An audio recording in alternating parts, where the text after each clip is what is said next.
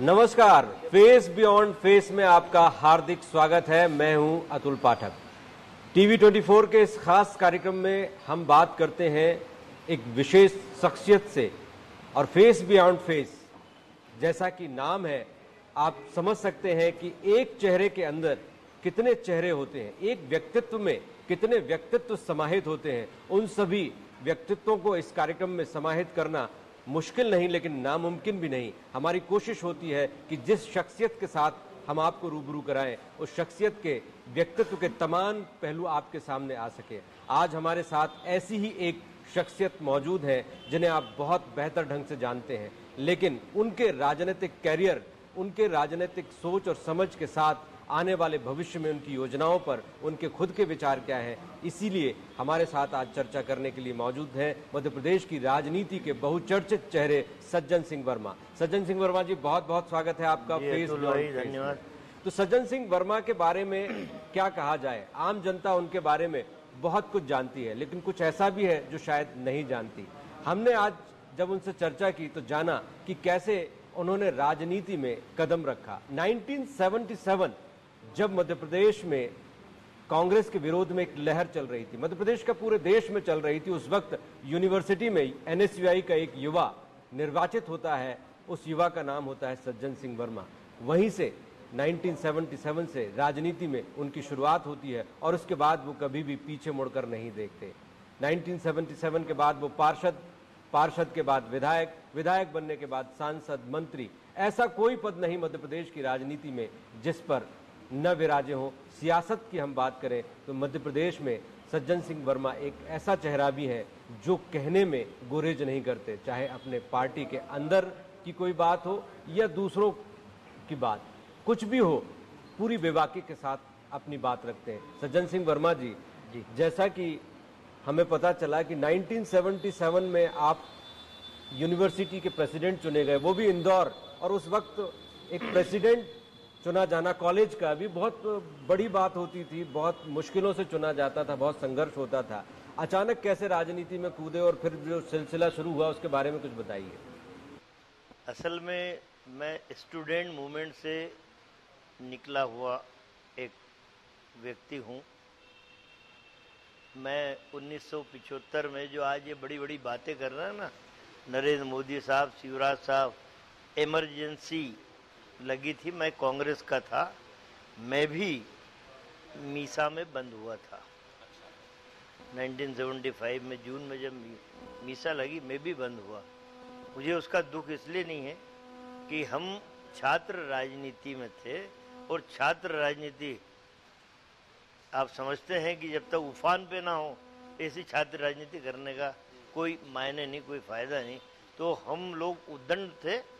अब स्टूडेंट उद्दंड नहीं होगा तो कौन होगा। उस जमाने में हमें मीसा में बंद किया। अभी जो बात आ रही है मैं इसलिए तफसील से बताना चाहता हूँ।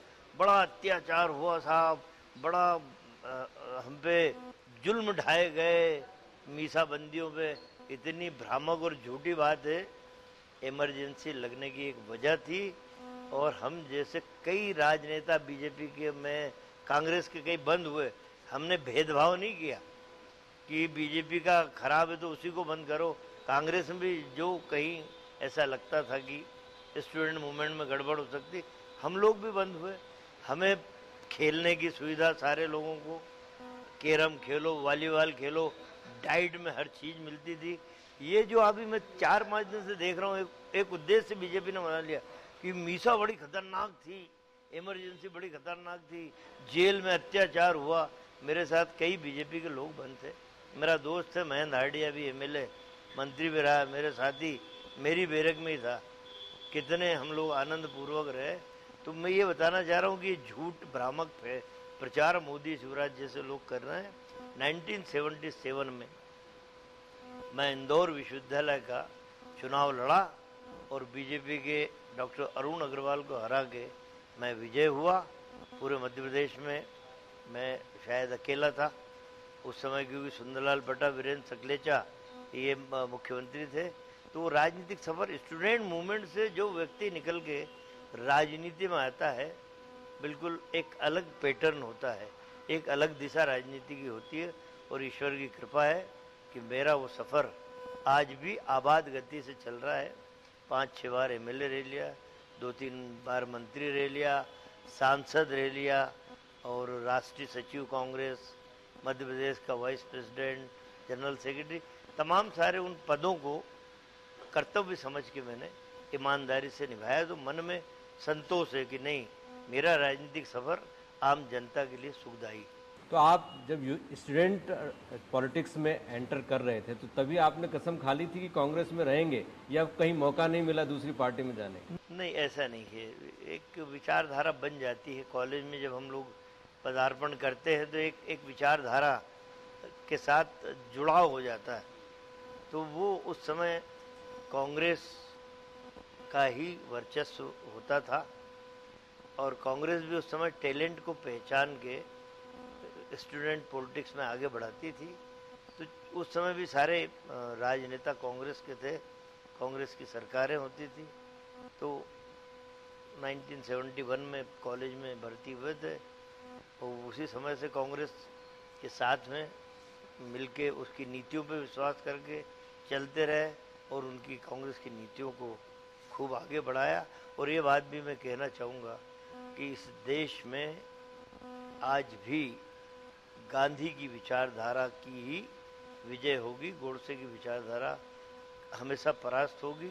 समय है, कभी ऊपर नीचे होता है, लेकिन कांग्रेस पार्टी सर्वहारा वर्ग को साथ में लेके चलती है, सर्वधर्म समभाव की बात करती है। इसलिए करती है कि ये राष्ट्र एक सेकुलर राष्ट्र है, धर्मनिरपेक्ष राष्ट्र है, जिसका संविधान बाबा साहेब आम्बेडकर ने लिखा है। उसकी मूल आत्मा ही ये है कि हम धर्मनिरपेक्ष राष्ट्र के लोग हैं। तो उसी विचारधारा पे चल के हम लोग काम कर रहे हैं। तो सज्जन सिंह जी, विचारधारा की आप बात कर रहे हैं, लेकिन जिस स्टूडेंट मूवमेंट की आपने बात कही कि स्टूडेंट मूवमेंट ने बहुत सारे नेता दिए, और आज ज़्यादातर सक्सेसफुल नेताओं के बैकग्राउंड में हम जाते हैं तो छात्र राजनीति का अहम स्थान पाते हैं, लेकिन वो स्टूडेंट मूवमेंट खोसा गया, और लगातार हम देख रहे हैं कि छात्र संघ चुनाव ही नहीं हो रहे। कांग्रेस की सरकार आएगी तो क्या आप वादा कर सकते हैं कि जिस स्टूडेंट मूवमेंट से आप आगे बढ़े, आप निकले, वो मूवमेंट फिर शुरू होगा? देखिए, मैं ये बता दूं कि वास्तव में स्टूडेंट पॉलिटिक्स उस जमाने की, जब मैं यूनिवर्सिटी प्रेसिडेंट था, एसपी कलेक्टर को फोन जाता था तो एसपी कलेक्टर अटेंशन हो जाते थे। मतलब वो मैंने देखा है सब कुछ। एक फोन पे काम होते थे जनहित के। उसके बाद में कैबिनेट मंत्री बन गए हम। तो जो एसपी और कलेक्टर थे ना, अब उनका आप समझ सकते हैं मैं कहना क्या चाह रहा हूँ कि कैबिनेट मंत्री से ज़्यादा रुतबा उस समय के यूनिवर्सिटी प्रेसिडेंट का होता था। जहाँ तक आपने चुनाव की बात की, मैं चूँकि स्टूडेंट मूवमेंट से निकला हूँ तो मैं तो उसकी पैरवी करूँगा कि ऐसी पौध निकल के आती है जिसमें कुछ कर गुजरने का मादा होता है, संघर्ष का, जुनून का मादा होता है। अब मेरी कितनी चलती है वो अलग बात है। तो यही बात तो आज मोदी जी कह रहे थे कि हम जो है ज़मीन में जाने वाले, ज़मीन में काम करने वाले कार्यकर्ताओं का संगठन है, और कांग्रेस जो है वो एसी में बैठकर फतवे जारी करती है। मोदी जी से मैं आपकी चैनल के माध्यम से पूछना चाहता हूँ, 663 ड्रेसें आप बदल चुके हो, एक भी पसीने की बूंद कहीं टच भी नहीं हुई है उन 663 ड्रेसों में, तो आपके मुंह से ये शोभा नहीं देता कि हमारे पसीना बहा रहे हैं बीजेपी के कार्यकर्ता और कांग्रेस के लोग एसी में बैठ के निर्णय थोप रहे हैं। यही झूठ तो जनता के सामने भाजपा ने जिंदगी भर परोसा है। ये झूठ अब लोगों के समझ में आ गया। आप मोदी जी अपने मन की बात करते हैं, 100 बार कर लिया आपने, कभी उस दुखी किसान के मन की बात आपने नहीं सुनी। जो पहलवान महिलाएं जो पद्म भूषण पद्मश्री, उनके मन की आपने बात नहीं सुनी। वो नौजवान की पीढ़ा, उसके मन की बात आपने नहीं सुनी, जो आज ग्रेजुएट होकर सड़कों पे घूम रहा है। हमेशा मोदी जी अपने मन की बात कहते हैं। किसी दिन एक नौजवान को बैठा के अपने पास उसकी मन की बात सुन लेते तो ये देश का दृश्य बिल्कुल साफ हो जाता। पर आपने मन की बात कही, आज तो उन्होंने कार्यकर्ताओं के मन की बात सुनी, और बूथ जीतो, बूथ सशक्तिकरण अभियान, ऐसी बहुत सारी योजनाएं हैं जिनके जरिए कांग्रेस अंदर तक जाने की कोशिश कर रही है, सरकार बनाएगी, ऐसा दावा है उसका। देखिए, बीजेपी के कार्यकर्ताओं से मोदी जी को मतलब है, उनके मन की बात सुन ली। देश का वो पीड़ित किसान, वो महंगाई से जूझती हुई मेरी महिला, वो नौजवान किसान का बेटा जो पढ़ लिख के आज रोजगार चाहता है, उनके मन की बात सुनो। बीजेपी के कार्यकर्ता की मन की बात, तुम तो आए हो निर्धारित प्रोग्राम में, और मन की बात में भी 2-3 लोग छांट लेते हैं कि बस इनसे ही बुलवाना, महिमा मंडन मोदी जी का करवाना। तो बीजेपी के कार्यकर्ता की तो चूंकि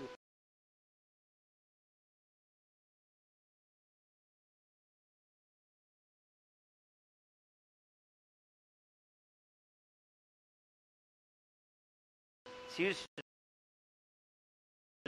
हमारी नेता प्रियंका गांधी जबलपुर, जो संस्कारधानी इस प्रदेश की, मां नर्मदा की पूजन करके उन्होंने जो संदेश पूरे प्रदेश और देश और कांग्रेस कार्यकर्ताओं को दिया है, उससे हम लोग ऊर्जा से भरे हुए हैं और दमदारी से मध्य प्रदेश, राजस्थान, छत्तीसगढ़ की सरकारें हम कांग्रेस की झोली में डालेंगे। आप कह रहे हैं कि कांग्रेस की झोली में सरकार आएगी, क्यों आएगी? क्योंकि आपकी पार्टी में तो अभी बहुत अंतर कलह है और इसको लेकर आप खुल के बोल भी चुके हैं, तो अभी तो सीएम फेस ही तय नहीं है। बिल्कुल गलत। अभी आपने बीजेपी के गोपाल भार्गव, गोविंद राजपूत, भूपेंद्र सिंह, इनके झगड़े तो आपने, आपके चैनलों ने दिखाए हैं, अखबारों में बड़े बड़े आर्टिकल छपे हैं। कांग्रेस में सीधे सीधे एक चेहरा पूर्व मुख्यमंत्री कमलनाथ जी का निर्धारित है। उनके नेतृत्व में ही हम चुनाव लड़ रहे हैं और कमलनाथ जी ही इस प्रदेश के कांग्रेस की सरकार बनने के बाद मुख्यमंत्री रहेंगे। ये मैं डंके की चोट पे बोल रहा हूँ। सज्जन सिंह जी, आप पिछली कमलनाथ की सरकार में 15 महीने के कार्यकाल में भी मंत्री रहे, दिग्विजय सिंह के शासनकाल में मंत्री रहे। इन दोनों शासनकाल में जनता ने ऐसा कुछ देखा नहीं कि फिर से आपकी सरकार बनाने के लिए वो वोट करेगी। बिल्कुल गलत। 15 महीने के कार्यकाल में कमलनाथ जी के जनता ने बड़े स्पष्ट नजरों से देखा है। 27 लाख किसानों का 11,500 करोड़ का कर्जा हमने माफ किया। किसान के बारे में ये फेमस है, प्रसिद्ध है कि किसान कर्ज में पैदा होता है और कर्ज में मर जाता है। उस मिथक को तोड़ने के लिए कमलनाथ जी ने कहा था कि मैं 2 लाख तक का कर्जा माफ करूंगा। 1.25 साल में बीजेपी के चोरों ने हमारी सरकार चुरा ली, तब भी हमने 27 लाख किसानों का कर्जा माफ किया। हमने गौशाला, गौ माताएं आज भी चले जाइए सड़क पे, बीजेपी का राज है, झुंड के रूप में बैठी रहती, कभी ट्रक वाला कुचल के जाता है, कभी कार वाला।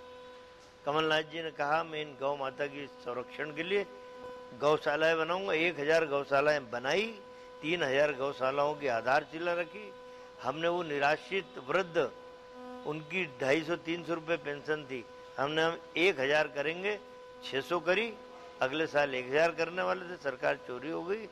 ऐसे कई काम हैं जो जनता ने देखे हैं कि हाँ वास्तव में कमलनाथ जी ने पोस्टर बैनर से उतर के, या आज भी देखो 10-10 पेज के विज्ञापन शिवराज के, मोदी जी के, कमलनाथ के कभी विज्ञापन नहीं आते। उन्होंने स्पष्ट निर्देश दिए थे कि सारे शहरों से पोस्टर मुक्त कर दिए जाएं, होल्डिंग मुक्त कर दी जाए। आपको याद हो कभी तो महिमा मंडन नहीं किया हमने कभी।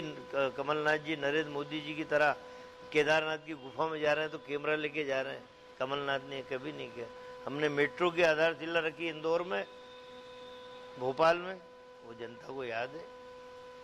हमने कई काम ऐसे किए जो जनता के हित के, और जनता इस समय कमलनाथ जी के नेतृत्व को स्वीकार करने के लिए बैठी है कि एक ऐसा व्यक्ति जिसने 5 बड़े बड़े विभाग केंद्र सरकार में मंत्री रहते और संभाले, संचालित किए, उसके राजनीतिक जीवन के अनुभव का लाभ प्रदेश की जनता को मिले।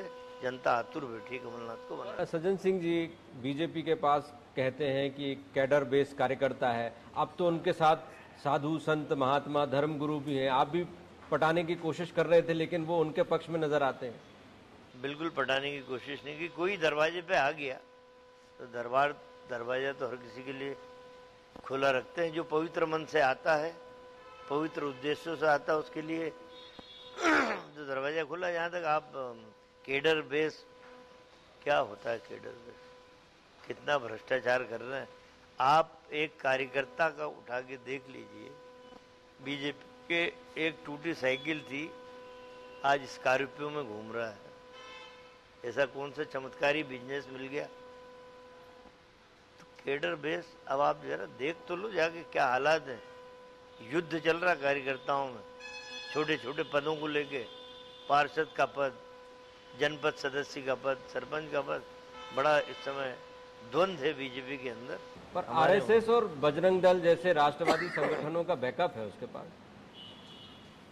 हमारे आनुवंशिक संगठन यूथ कांग्रेस, एनएसयू, अभी आप जाएंगे तो नीचे देखिए, इस मध्य प्रदेश कांग्रेस के दफ्तर में नीचे ऑल इंडिया यूथ कांग्रेस के प्रेसिडेंट बैठ के सैकड़ों नौजवानों को प्रशिक्षित कर रहे हैं। नीचे आज ही चुनाव के संदर्भ में तो हमारी हर विंग काम कर रही, महिला कांग्रेस काम कर रही, किसान कांग्रेस काम कर रही, अल्पसंख्यक कांग्रेस, हर कांग्रेस हमारी संस्था काम कर रही।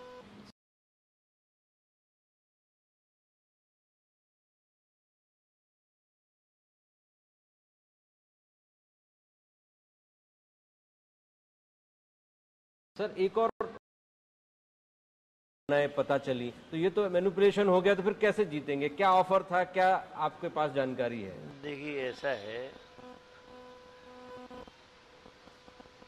मोदी है तो सब कुछ हो सकता है। बीजेपी के लोग बड़े उत्साह से, तो मोदी है तो ईवीएम में भी घोटाला हो सकता है, ये मैं कहना चाहता हूँ।